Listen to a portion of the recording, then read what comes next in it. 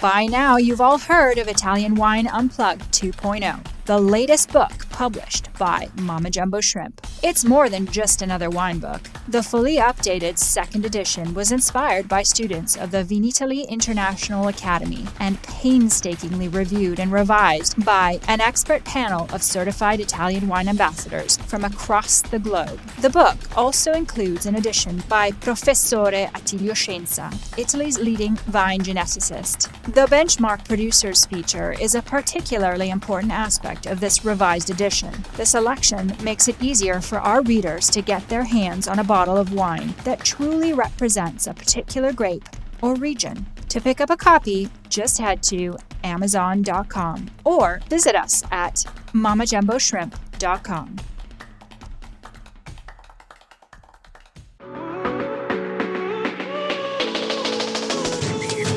Welcome to The Next Generation.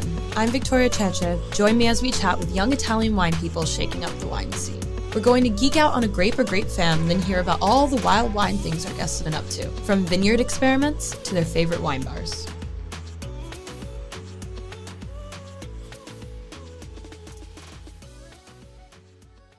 Hello, hello, hello. Welcome to another episode of The Next Generation podcast. It is Broken Hearted edition. Just kidding.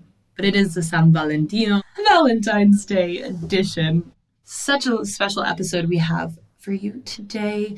We have we have two lovely guests hopping on shortly. Tommaso and Alvise Canella of Canella, most famous for their bottled Bellini. And we all know that there's a bunch of brunch babes out there that love themselves a Bellini.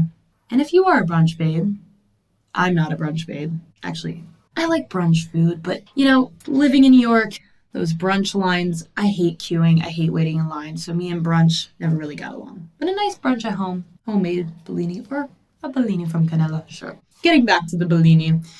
Today we're going to do our little grape lowdown with something key to a Bellini. So I'm sure you know what's in a Bellini. At least I hope you do. Prosecco. And the grape behind Prosecco is Glera. So I'm going to give you a few fun facts about Glera, and we're going to dive into this lovely interview. So, Glera. Where does Glera grow? In the Veneto. Of course, Prosecco coming from the Veneto. And then it also has plantings in Friuli, Venezia Giulia, which is just northeast of the Veneto. The Prosecco actually has two main biotypes. So you have Prosecco Tondo and Prosecco Lungo. And staying in the vineyard, Prosecco produces vigorous and productive bunches, big bunches, and it's a productive variety. And so you'll notice that if you find yourself drunk off of a bottle of Prosecco in vineyards in the Veneto, Friuli, Venezia Giulia, which sounds very romantic. Moving on, so getting into more about Prosecco, the best slopes for Glera are usually found in Prosecco's most highly regarded area. So we're talking about Conigliano Valdobbiadene, which is a DOCG, and I want to see if you could say that 3 times because Conigliano Valdobbiadene, it's a hard one to say. And you can find higher elevations there with bigger diurnal ranges, just producing really lovely acidity in the grapes. On that note, Glera is a highly refreshing variety because of its acidity, and that's why it makes a lovely, lovely sparkling wine. Because we need acidity to make good sparkling wines. Any questions, folks? You could drop it in the Italian Wine Podcast DMs. Give us a shout. Also, give us a rating if you like. I'm doing a lot of talking here, and I need to feel some love. Or if you have other thoughts, love to hear them too. On that note, it's time to have our guests come in, and they're in the studio today, which is lovely. Welcome our two guests, Tommaso and Alvise Canella. Hey guys, what's going on? Ciao a tutti. Ciao a tutti. I'm Tommaso. And I'm Alvise. And everything is good. Yeah. So far, so good. Buon San Valentino. Oh, thank you so much. I don't have any roses for you. Got a couple of bottles, by the way. Okay, but if you... It's okay. No, that's fine. You prefer bottles. No, I actually told my friend last night, I said, if any man knows me, he knows not to bring me flowers. It's I want food and wine. So, that's flowers? what we have done. No. So, are you breaking hearts this year? Are you heartbroken? Next question for me. I don't know about you. Starting something now, but Step by step. Oh, step God. by step. Step by I step. dressed like Cupid and I really shot at both of you. You're I like, was expecting something like that. I know. Let's say okay. it's a Saint Valentine in transit. It's okay. You Okay, you could throw terrible questions like that at me at any yeah, time. no problem. All right. So you guys just traveled here from Venice, right? Yeah. So were you born, raised in Venice? Actually, no. Very close to. Very close to, like 30 minutes. Yeah, we are like in a small city called San Donà di Piave. We still have streets, cars, and the normal things you will see in a city. We are not stuck in the middle of Venice. But of course, especially when we are outside from our home, we always say we are from Venice. Of course. I understand that because being from this small little town just outside of New York, sometimes when you're like out, not like with people from where you're from, but you'll just be like, oh, I'm from New York area. Yeah, of course. Because then you have to explain it, then it's like, it still matters, it's still popular. Don't discount me. I perfectly know that. Yeah. And I don't want to, stay in the other side of the world and say I'm from San Donà di Piave in province of Venice. Nobody will, know, and Venice is always good. It's better marketing. Yeah, absolutely. Absolutely. But speaking of which, so you guys are part of the grander Bellini Canella empire of sorts. I mean, we all know we have to say that because it's the Bellini, like most people in the world know what a Bellini is. I know my kind does. Yeah, that's, that's very controversial because Bellini is a cocktail. It's the cocktail of Venice, definitely. So, again, coming back to the other questions, we always say from Venice because, of course, we are the Bellini guys, so we have to come from Venice. The thing is that actually Bellini is a cocktail. So, sometimes I got friends, they are like, making brunch anywhere, and they are sending me like the photo on the menu of Bellini, and I'm like, okay, cool. I mean, some people think that all the Bellini made in the world is made by us, and of course it's not true, but some people still think about it. Yeah. So do you guys actually drink Bellinis? Yeah. Since we were... I mean, even if we don't want to drink it, we have to drink it. Absolutely. We have it everywhere. In our showers, in our homes. You shower in Bellini. Yeah, exactly. I feel like I've seen a photo like that on your Instagrams. Oh, probably. Somewhere. Probably. Somewhere. So I honestly, I brought you guys on for many different reasons. One being you do have a very impressive social media presence. I mean, as another social media person, it's like you guys live a life, or at least it seems. You got a good aesthetic. Thank you. Do you have as much fun as it seems? Yeah. Definitely. Yes. Definitely. I think we are more friends than brothers. Yeah, definitely. So basically, that was probably thanks to the pandemic. Yeah. No? So all the COVID situation, we were stuck in our home. And, I'm 28, he's 22. And I started early. So around 18, 19. And, he was 12. So I started to focus on the export markets. So I was traveling a lot and it was growing. But actually, we didn't have the time to catch each other, So when we were forced to stay in the same house, I said to myself, oh, I got like a grown man here and I like him. So since that moment, I think we are like, living together. Actually, we moved together. Oh, yeah. That's so precious. Because wait, how many brothers are there?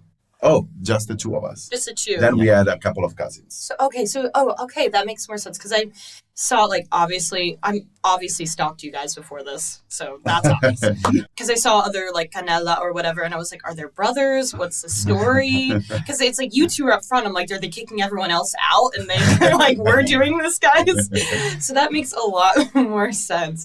I mean, that's great. So you have two brothers. So what was it like, growing up in this? What kind of world? Should I say Bellini brothers? Like what's the Bellini brother world? You want to talk about our early stages in our life? You don't have to go too deep. We could talk about your first breakup. So, oh my gosh, we should do that. Oh, because it's Valentine's. It's Valentine's Day. Come on, I know. Oh, Why are we met on maybe this not. day? Maybe not. I mean, I'll let you take the floor, whatever you want to do. We are a family of 4 people. There's the 2 of us, our dad and our mom. The company is actually talking about love. This is fun. We just have one rule in our company, and it's never, ever, ever bring anybody that is not from the family. So no fiance, no husband, no wife. No lovers, no Mistresses. any erotic situation, nothing. It's just straight job people, and I think it's very nice. So this is just the simple rule that we have in our company. And at the moment, by the way, company is managed by my father, our father, and our 3 aunts. So we are like the next generation, it seems. I would see him. You're on the Next Generation podcast, by the way, just 411. But that's actually a really smart rule. The whole not having these, what do you say? Like people that are part of they're part of the family, but not part. I hate to bring up the blood term, but not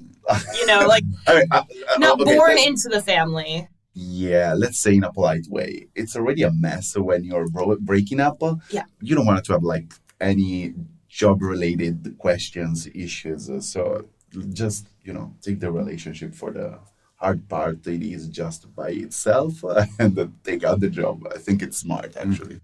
I think so, too. But it's already a mess with family, regardless. Oh, yeah. So why are you going to stir the pot and be like, oh, here, let's throw a breakup in there. And then this person that has 2 kids with this person in there. No. Yeah, exactly. No one has time for that. Ex-wife, she's ex-husbands, and then dad, and now no. And then one's like, I want part of the company. You're like, wait, where'd you come from? And you're just like, oh my gosh. The ex number 2, the ex number 3, no. Anyways, so I have to bring this up because, again, back to my lurking. I need you to explain this phrase, Tommaso, and then I'll get to you, Alvise, or Elvis. What do you prefer? I think Elvis is better. Do you know who Elvis is? Yeah. Do you like Elvis? Yeah. What's your favorite song? It's not. It's like the less rock and roll person in the world. I knew it. I was looking at him. I was like, if this guy is actually an Elvis fan, I'm going to be floored. You can't say you don't know Elvis Presley. He wants to keep the Elvis flow. That's fine. I will start you off with, I have a good Elvis playlist. I'll send it your way. And then you'll be fine. Then the next time someone asks you, you'll text me and be like, thanks for that. Great.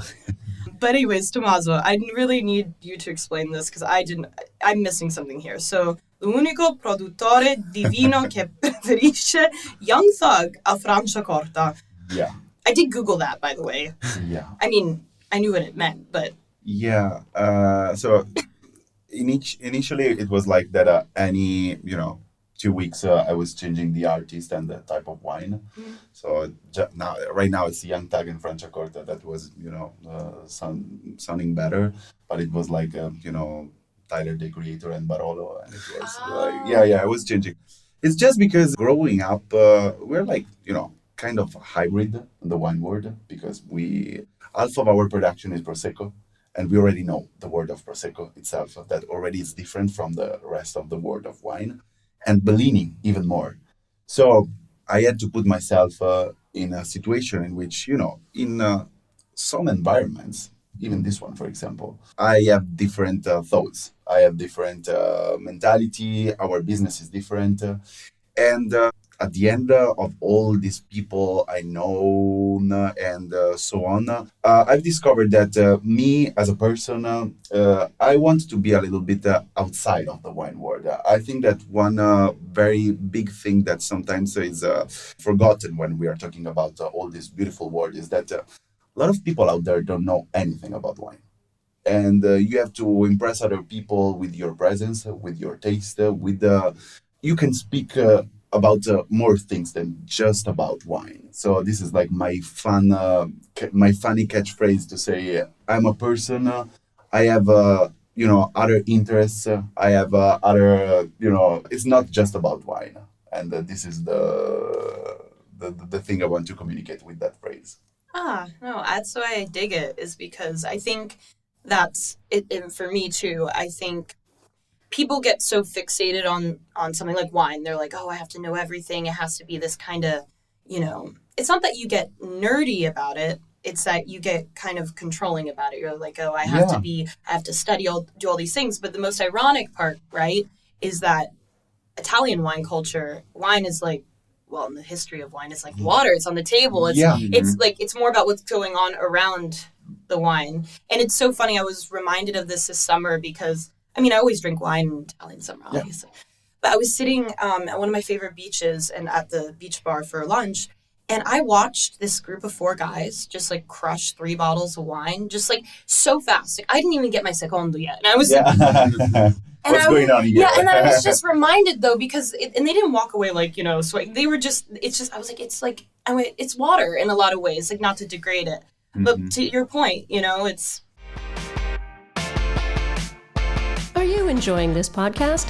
Don't forget to visit our YouTube channel, Mama Jumbo Shrimp, for fascinating videos covering Stevie Kim and her travels across Italy and beyond, meeting winemakers, eating local food, and taking in the scenery. Now back to the show.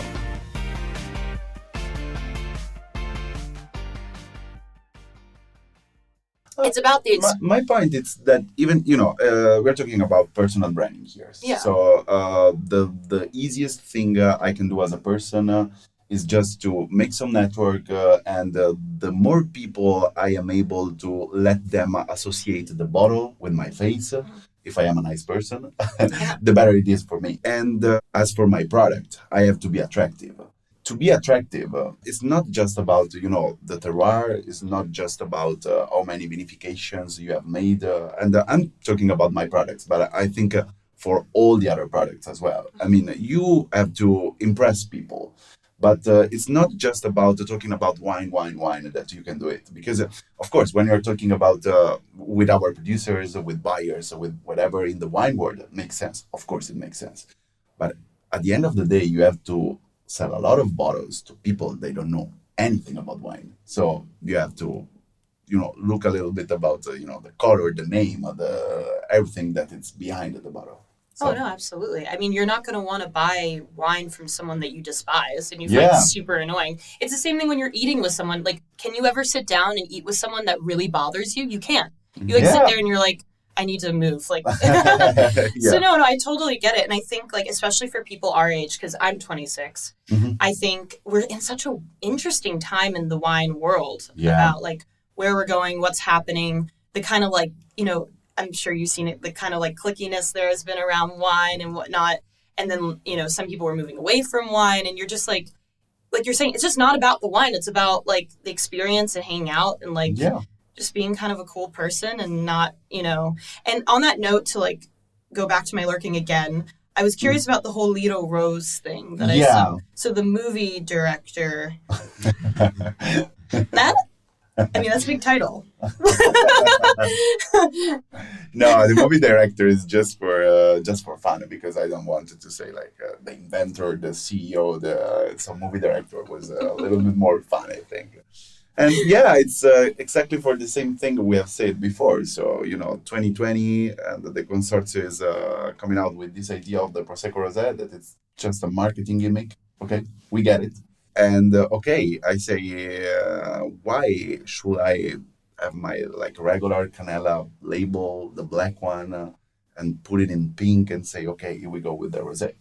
I mean, you see what everyone is doing with rosé. It's about lifestyle. It's about anything about wine, I would say, in a way. Especially if you're talking about the Prosecco Rosé, that it's something that, on a theoretic point of view, doesn't make sense.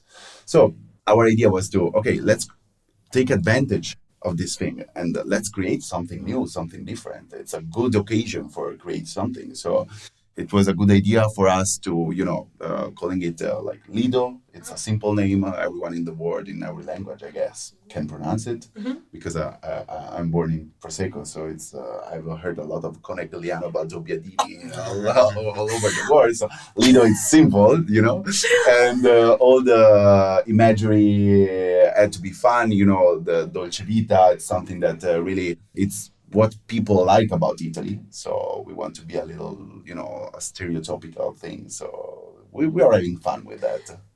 Absolutely. No, sorry. You made me laugh so hard because that is probably the hardest DOCG to pronounce in all so far. of Italy. Like, Even like because my mother tongue is English, even when I just read it on a bottle, I have to like I almost can't read it. Like I have to remember what it's like in my brain because when I read it, I'm like, oh, syllables. And I'm Yeah. like, The G and the L together, I know they're tricky. Yeah. I know. But How was my pronunciation, by the way? was Of like the way that Americans say it, the Doppiadini. Alrighty, so no, that's super cool. So are you like the assistant director? Do you carry all the equipment? Stagista, intern? I'm starting to work, so I'm still studying at the university. And so precious. He's like, I'm still studying. Yeah. Oh. And okay, I won't grill you that hard. And that's because of the stagist thing. But I think I will be a stagist. Your stage is over. Oh, it's over. Yeah. I No, thought it would. No. It will last forever. I cut you off. No. The partying budget is over. No. You're growing and you're ready for like a regular contract. Next year I'm going to finish university and we are starting working together. So we're gonna go in the USA in I think Thursday. Yeah, in 2 days. Yeah. So starting from the little things and then growing together, of course. There was all the stagista thing that was fun because I really properly taken him from the here and I was like, okay, join me.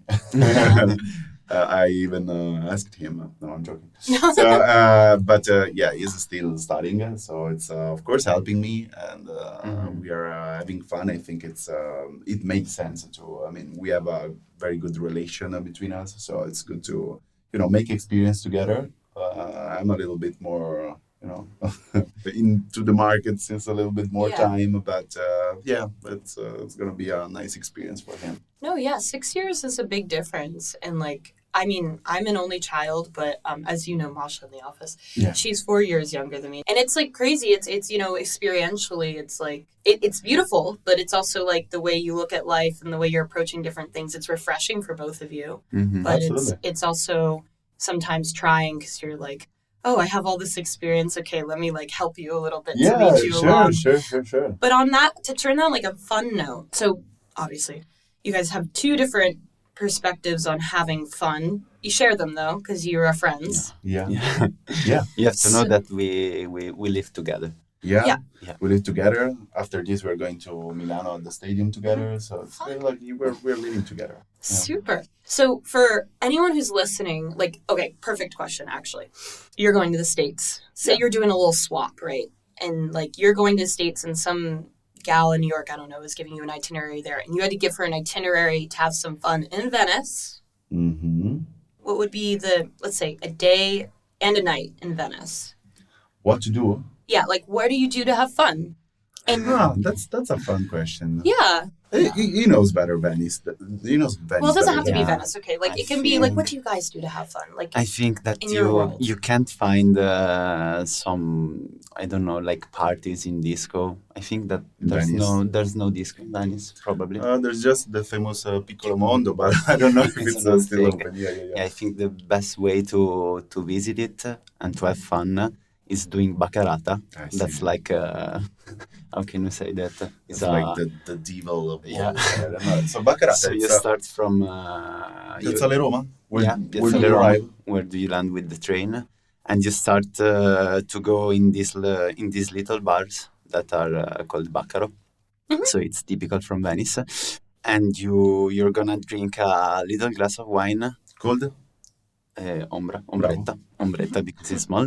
So you're gonna do your ombretta in this Baccaro, and I think you have to every Baccaro you're as much ombretta as you can. And a little cicchetti along the way. Yeah. Okay. Yeah. And so you start from Piazzale Roma, and if you arrive to Piazza San Marco and you have still on your leg, I think you are the winner in your group of friends. That's what we do. That's sometimes. Okay, so all right, that was really sweet and wonderful, but like, what do you, I saw your Zoolander get up. I know you guys party. Yeah. So, okay.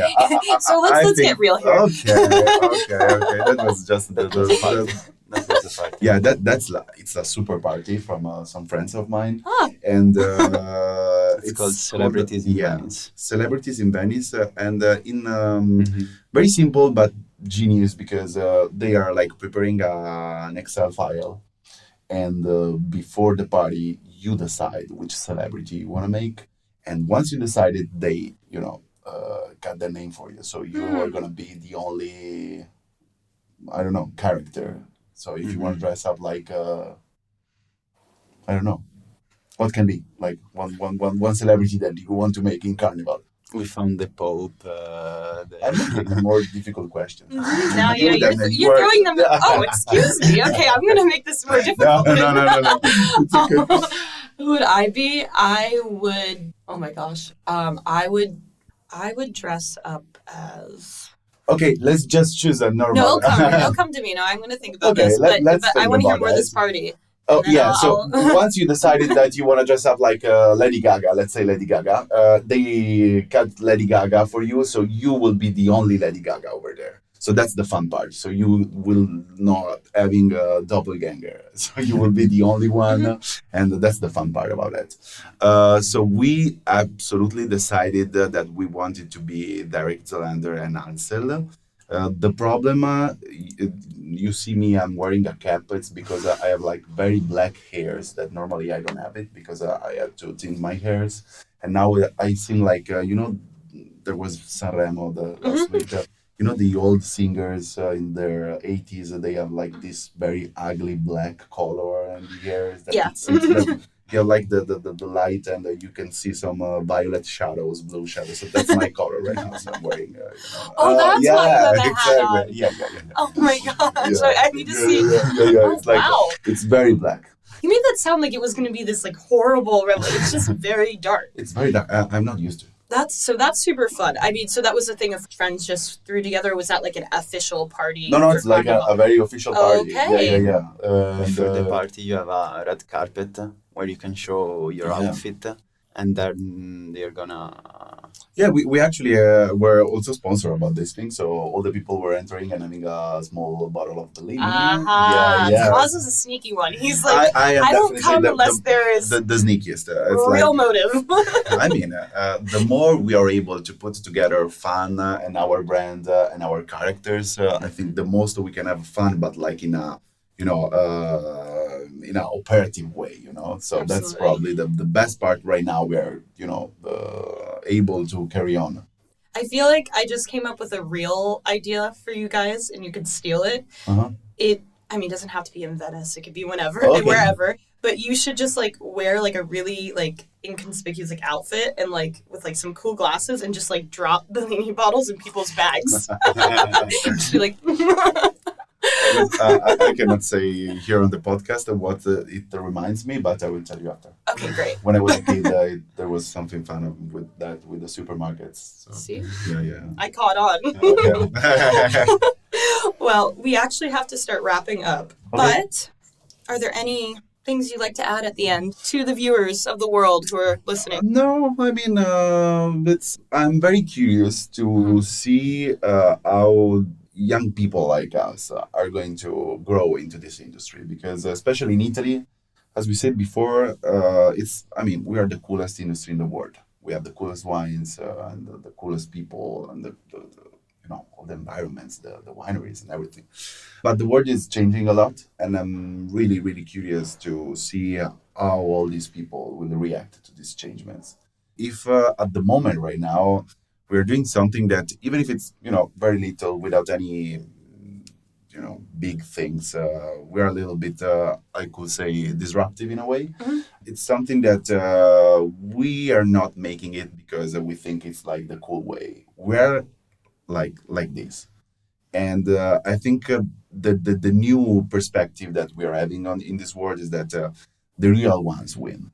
So the better thing we can do as people, I think it's like to, be ourselves, even if it's, business, even if it's other things that is not like your day-to-day life. But the more you're able, in my opinion, to bring yourself in what you're doing every day, the more far you can go. Excellent. Did you like point. it? Yes. Perfect. Great. Excellent. Alvise? Something to say? Yeah. No pressure. As you said before, I think that wine word is a funny word. So you have to have fun while you're working, and I think is the best thing about this word. So we're gonna do it as good in as our we can. way. Yeah, Oh, yeah. as good as we can. Oh, you guys are doing an amazing job.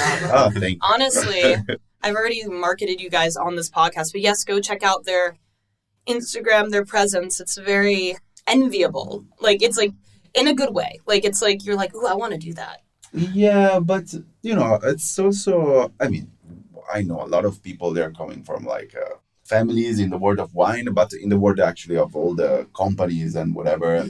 It's not like the richness and the cool thing and paying a lot. I mean, we're having fun with simple things at the end of the day, Yeah. and so that's what we wanna continuing doing. Absolutely. Yeah. And I finally figured out my character, by the way. That was. I would be Monica Bellucci from The Matrix that's in The amazing. White Outfit. That's amazing. To end it on that, because that's the kind of spice you have to bring on Valentine's Day. Of course. All right. Thank you, Tommaso and Alvise. Thank you, Vicky. Thank you. Vicky, okay. Vicky, Now it's okay. I actually hate Vicky, but I'll let you call me Okay. Vicky. Thank you, Victoria from Italian Wine Podcast. Thank you. Ciao, guys. Ciao. Ciao. As always, a big grazie for hanging out with me today. Remember, you can catch me every Sunday on the Italian Wine Podcast, available anywhere you can get your pods.